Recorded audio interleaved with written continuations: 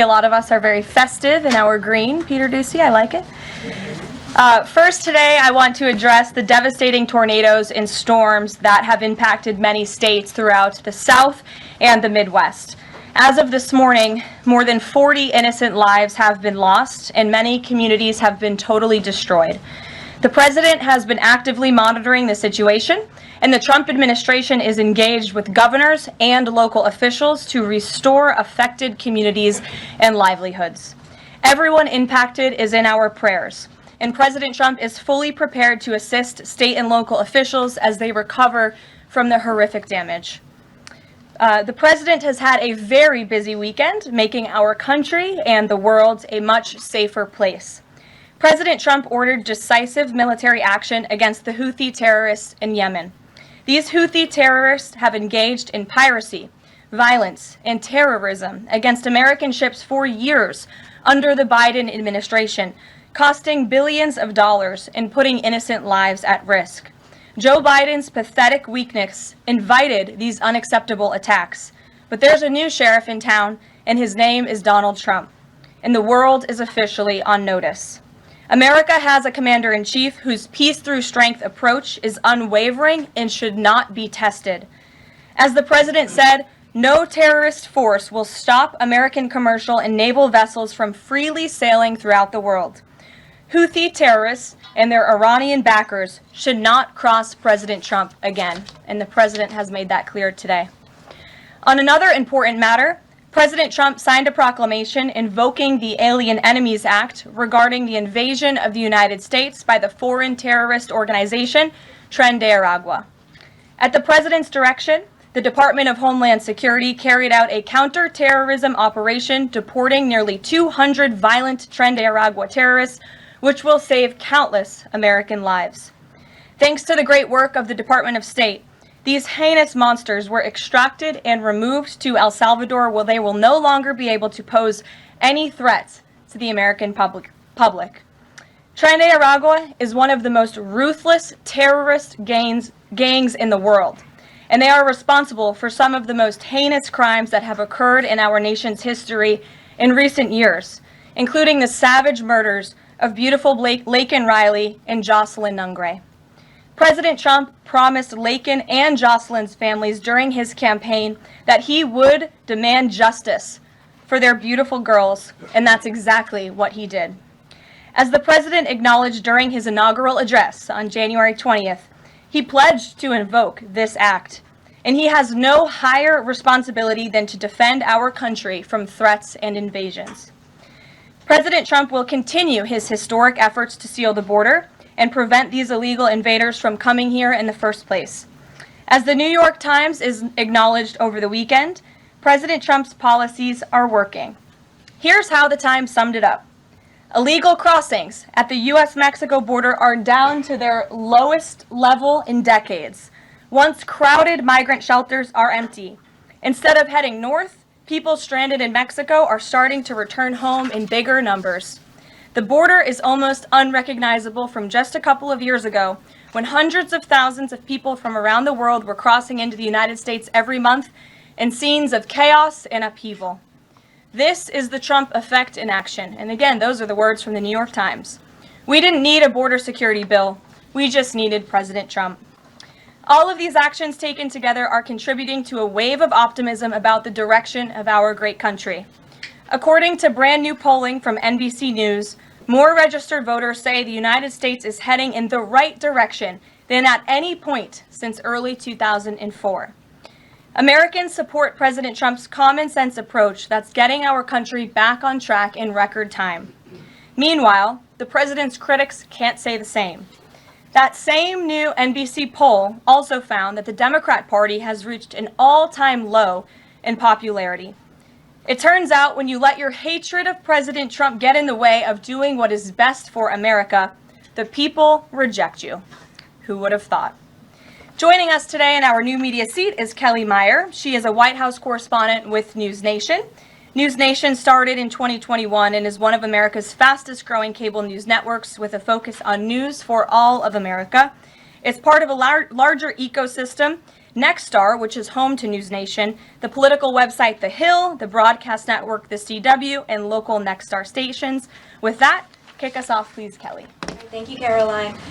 What do you say to Americans who want safe streets but are concerned due process is being violated?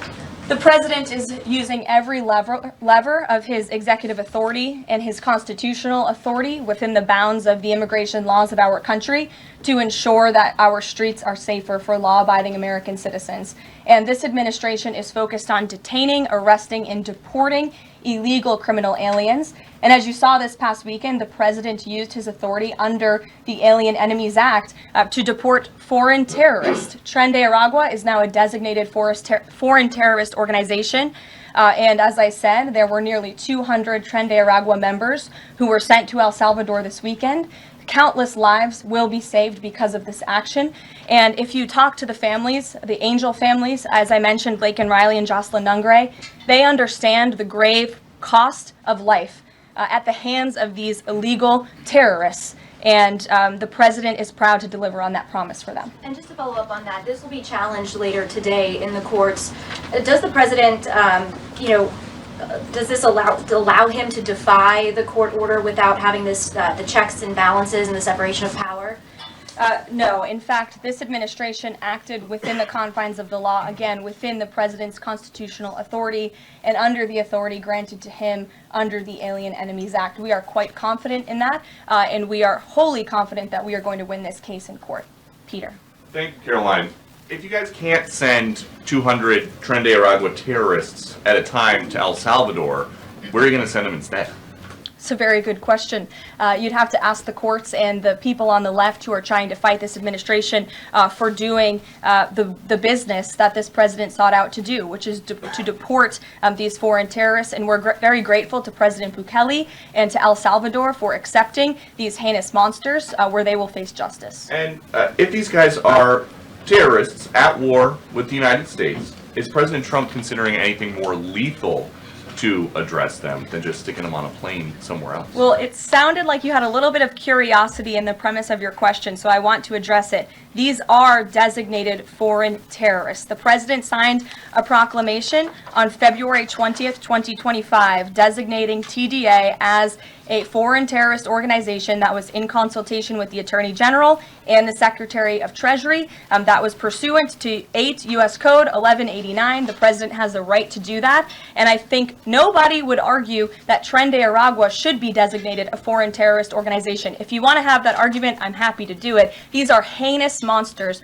rapists, murderers, kidnappers, sexual assaulters, predators who have no right to be in this country, and they must be held accountable. And something different. There is now a member of the European Parliament from France who does not think the U.S. represents the values of the Statue of Liberty anymore. They want the Statue of Liberty back. So is President Trump going to send the Statue of Liberty back to France? Absolutely not. And my advice to that unnamed low-level French politician would be to remind them that it's only because of the United States of America that the French are not speaking German right now. So they should be very grateful to our great country. Kelly. Is the administration prepared to give the court what it wants in terms of the time of the flights that departed, that went to El Salvador, and some of those details that the judge is asking for in trying to determine the timing? Clearly, the 5 named individuals were not deported in compliance, but looking more broadly, wanting to know about the timing of flights and so forth, because the verbal order did say turn around the flights if there's an issue. So is the administration prepared to provide that information? I'm prepared to provide it right now. All of the planes that were subject to the written order, the judge's written order, took off before the order was entered in the courtroom on Saturday, and the administration will, of course, be happily answering all of those questions that the judge poses in court later today. And for people who have due process questions about making certain that there wasn't anyone who was swept up who did not meet the criteria that you laid out, is there a way for the administration to provide more detail about how that was determined, who the individuals were that met this deportation order? Yes, I can assure the American people that Customs and Border Patrol and ICE and the Department of Homeland Security are sure about the identities of the individuals who were on these planes and the threat that they pose to our homeland. They take this incredibly seriously. They are putting their lives on the line to deport these designated terrorists from our country, and they should be trusted to do that. And that's exactly what the American people elected this president to do.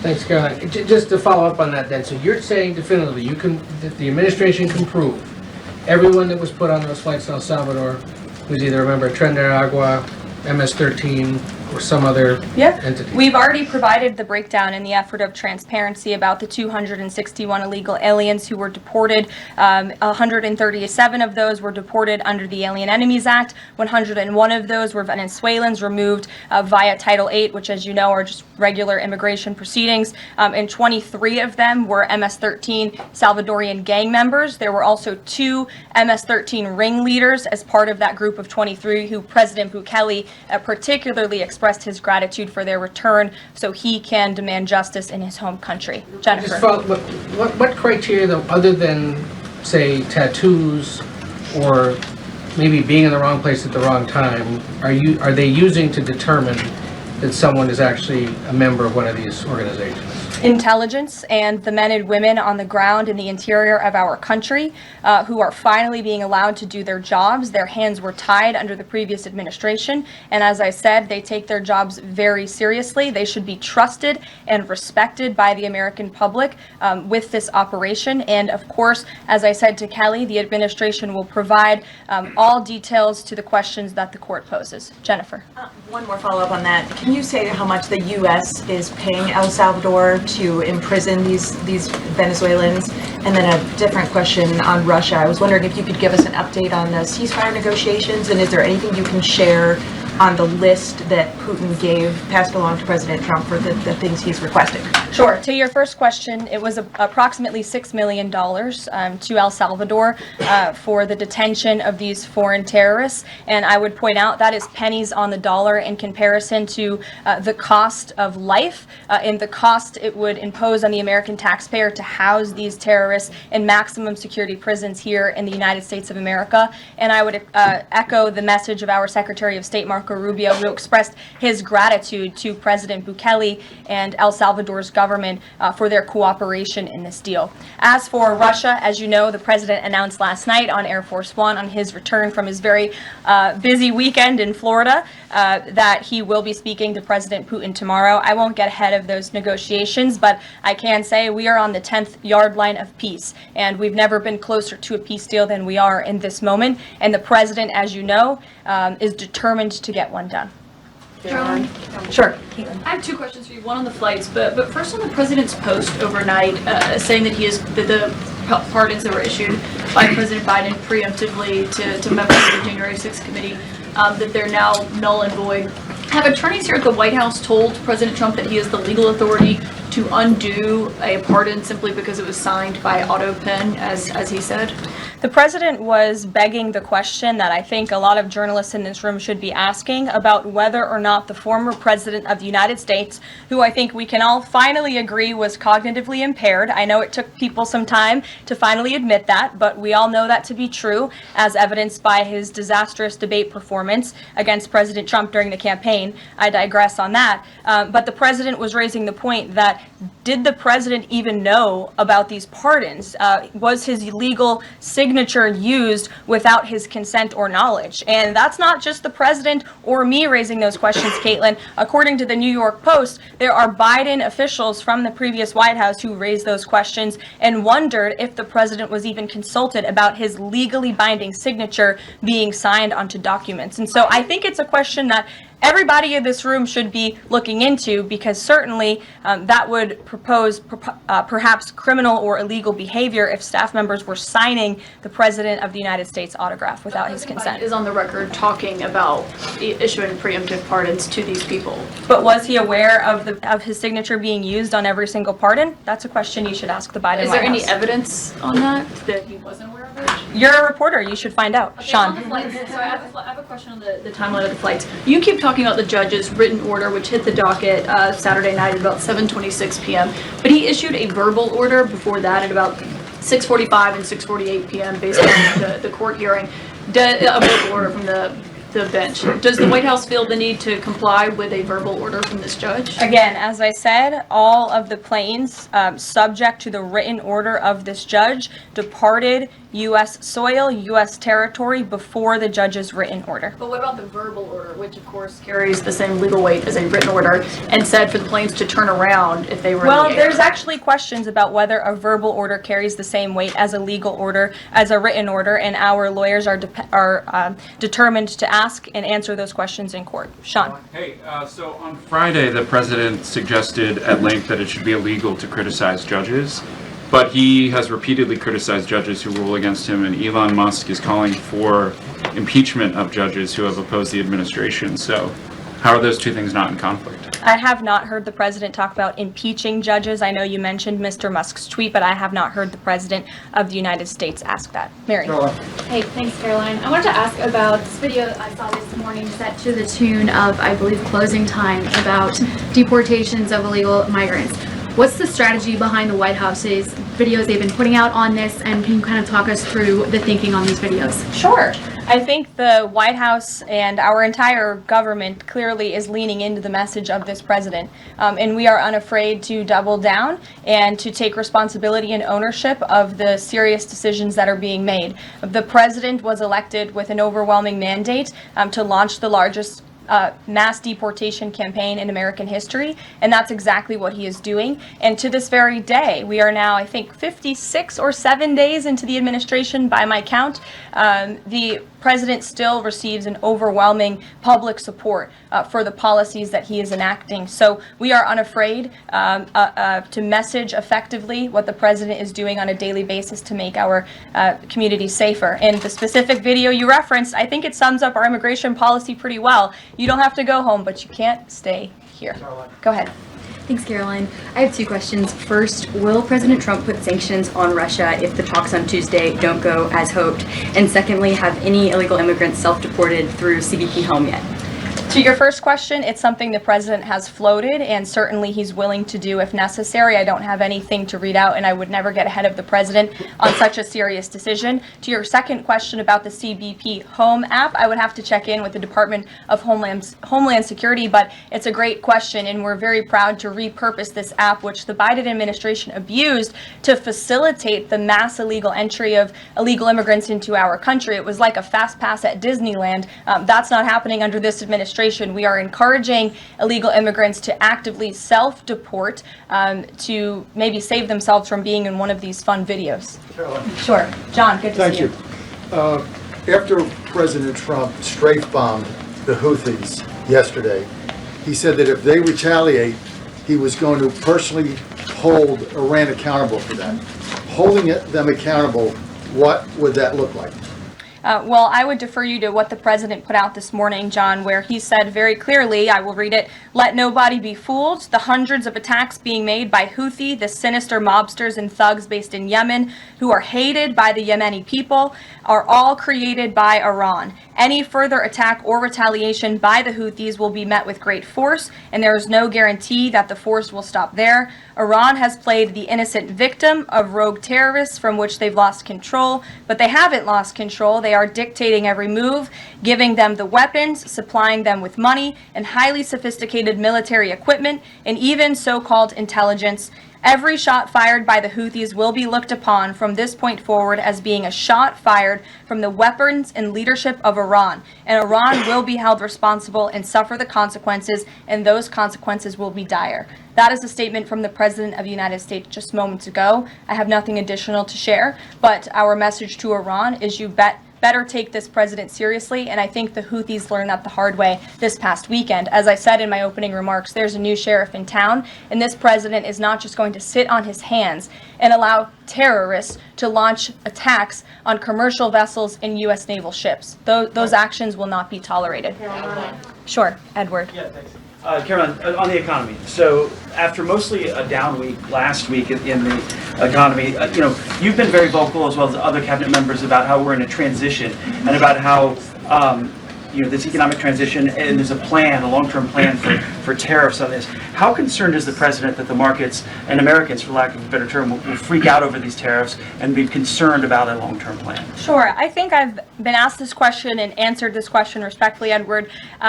We are in a period of transition. The president has made that clear. He also has made his belief in tariffs and what they will do for our great country clear, restoring wealth back to our country. And if you look at the president's first-term economic formula, massive deregulation, tax cuts, lowering the cost of living with an energy boom, which the American people can expect soon. Wall Street and Main Street should both be assured by what President Trump did in his first term. It's the exact same formula. In fact, I would argue it's even better this time around. And if you look at some of the economic indicators in the last week, the latest CPI report last week beat expectations. Inflation is cooling. Core inflation dropped for the first time in 4 months. The national average of the price of gas is down 42 cents from 1 year ago. And there was also a new report out this morning about wholesale egg prices. They continue to fall. A dozen eggs are now $3.10 cheaper since January 24th. First, that's a 47% decrease overall. So I think the American people do have great reason to be optimistic about this economy. And as I've said repeatedly, it continues to be true. The administration has a whole of government effort to fix the economic mess created by Biden. So the president's pointed to that April 2nd tariff deadline, so to speak. Is the tariff back and forth sort of done now? We're just all looking towards April 2nd? Well, I think the president would tell you that all options are always on the table, and he's always ready to respond if he feels the United States is being unfairly treated by our allies and also our competitors around the world. But yes, the April 2nd day is a big day for the country, as the president has said. Reciprocal tariffs will go into effect. We'll have more details on that as the date nears, but our entire trade team, Secretary Lutnick, Secretary Bessent, the vice president has been quite involved in these talks and discussions as well about what that will look like. And the president, as you always do, you will hear from him directly on it. Deborah Saunders, how are you? Fine. How are you doing, Caroline? Good, thanks. Former pardon attorney Elizabeth Boyer believes she was fired for refusing to sign off on a move to restore gun rights to actor Mel Gibson. DOJ's Todd Blanche says no. But I want to know, is the administration dedicated to restoring gun rights to felons who served their times? I ask this because I've talked to people who were pardoned. They felt that was important. Of course, this isn't necessarily for a pardon. What is the president's thinking on this issue? After you've served your sentence, should you have gun rights? It's an important question. It is one I have not spoken to the president about on his views, but I will take it to him this afternoon. I will tell him you asked, and we will get you an answer. You're welcome. Jonathan.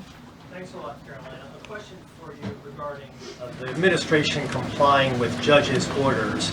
I want to ask about an administration spokesperson who's the border czar, Tom Homan. He was on Fox News. We love Tom Homan. And he was talking about the deportations, and he said the following. He said, "We're not stopping. I don't care what the judges think," which seems to me, just reading that, that you don't care what orders come from the federal bench. Is that the case? Can you clarify that, please? Well, I think since you just quoted Tom, I'll quote Tom. He said, "I don't care what the judges think, but I can assure you that the administration is complying with the court order. And as I've said repeatedly from this podium, all of the flights that were subject to the judge's written order departed before the written order, and we are prepared to make that case in court later this afternoon." And then if I could, on Russia, the president, as you pointed out, Caroline, made some remarks on Air Force One coming back from Florida, and he seemed to indicate that the conversation tomorrow concerns essentially dividing up assets, dividing up territory associated with the war in Ukraine. Has President Zelensky given President Trump that authority? Is that what is going to take place tomorrow? Well, as you know, the president and his entire national security team have been engaged directly with President Zelensky and the Ukrainian team, and that has been part of the discussion between the president's team and the Ukrainians. As for where those lines will be drawn or any specifics, I am not going to get into that from this podium. It would be unwise for me to get ahead of the president's call with President Putin tomorrow. But again, I can assure you, in the effort of transparency, as this president always does, you will hear from him him or one of us directly after that phone call tomorrow. Reagan. Thank you, Caroline. There's a lot of focus on the judicial branch right now. The president has about 40 judicial appointments that he could make at this moment. Do you have an update on what the timeline would look like for those judicial appointments? And does the president have a list of potential nominees that he's vetting? I do not have an update on a timeline, nor do I have a list, but I can certainly have our team gather that for you and provide it. You're welcome. Sure. Go ahead. Sure. Thank you, Caroline. So the president is visiting the Kennedy Center this afternoon to attend a board meeting.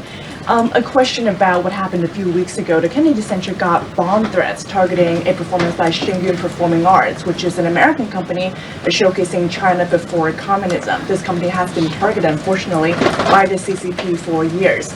I'm wondering if this administration has a response to this, and also as the president is putting an emphasis on arts and culture, what's the administration's message to potentially foreign state actors who are trying to disrupt that in the U.S.?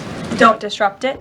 This administration will take that very seriously and hold you accountable. We obviously condemn any violence or threats of violence against American institutions. And the president will be traveling to the Kennedy Center later this afternoon. I look forward to going with him. As you know, he is now the chairman of the board of the Kennedy Center, where he hopes to restore arts and culture that embrace American tradition, don't disparage it, as we have unfortunately seen over the past several years. The president will be doing a tour of the center.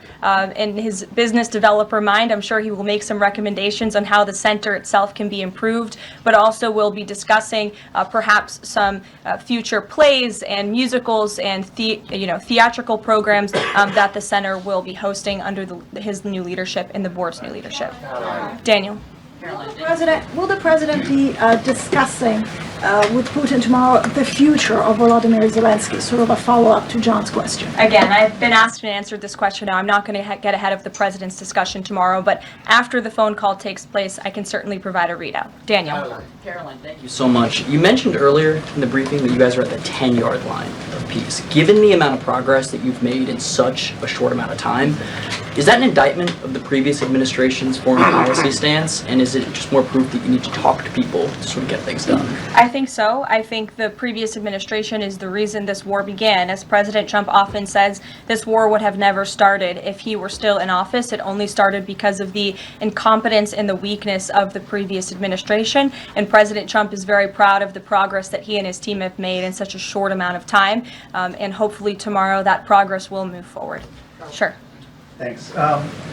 There have been some media reports just in the last few hours that the administration has decided to withdraw from the International Center for the Prosecution of the Crime of Aggression against Ukraine, which is designed to hold Putin accountable for war crimes. Are you able to confirm that? And if that has occurred, why has that occurred? I'm not able to confirm it because I have not heard that. I will caution, I know there have been many inaccurate and misleading reports from Reuters lately, so I would caution anybody taking that seriously, but I can check in and get back to you. Great, thanks, Caroline. Is it the president's belief that the Justice Department should be investigating members of the January 6th Select Committee? Is he directing the DOJ to do that? As the president made it very clear in his address on Friday, I believe some of you were there, I was there, he made his vision for what he would like to see of the Department of Justice very clear, but he said that he has appointed great people in Attorney General Pam Bondi and also in our FBI Director Kash Patel to do what they think is best for our justice system and to stop the weaponization of justice that we saw under the previous administration against not just President Trump but his supporters as well. We want to restore the Department of Justice to an institution that focuses on fighting law and order and crime and putting real criminals behind bars, not targeting Americans because of their religion or their political speech. We saw that under the previous administration and it's unacceptable to this president. And just to follow up really quickly on just Homan's comments from earlier. A few weeks ago in the Oval Office, the president said he will always abide by the courts. We heard what Tom Homan said earlier today. So I'm only asking just to be clear for the American people. It is the administration's belief that they will, that you feel like you are bound to comply by the judge's orders? We are complying with the judge's orders. Question on the storm. Sure. What role does the president see for FEMA with these storms? He's talking about getting rid of FEMA, states handling their own disasters. Does he plan to change how the federal government responds to these storms? There hasn't been a change yet. That doesn't mean there couldn't be in the future. But as of right now, the president, the entire administration are actively monitoring the storms, as I said. In fact, before I came down here, there was an email note in my inbox from the Department of Homeland Security on what they are actually doing state by state across the board. So rest assured, Secretary Noem and her team is on it, and I would defer you to the Department of Homeland Security for any further details. One more question. The president referenced power plants with a conversation with Vladimir Putin. What is he referring to with power plants? What is that? There's a power plant that is on the border of Russia and Ukraine that was up for discussion with the Ukrainians, and he will address it in his call with Putin tomorrow. The nuclear plant. Correct. Okay. Yes. Caroline? Do you have a question? Yes. Okay.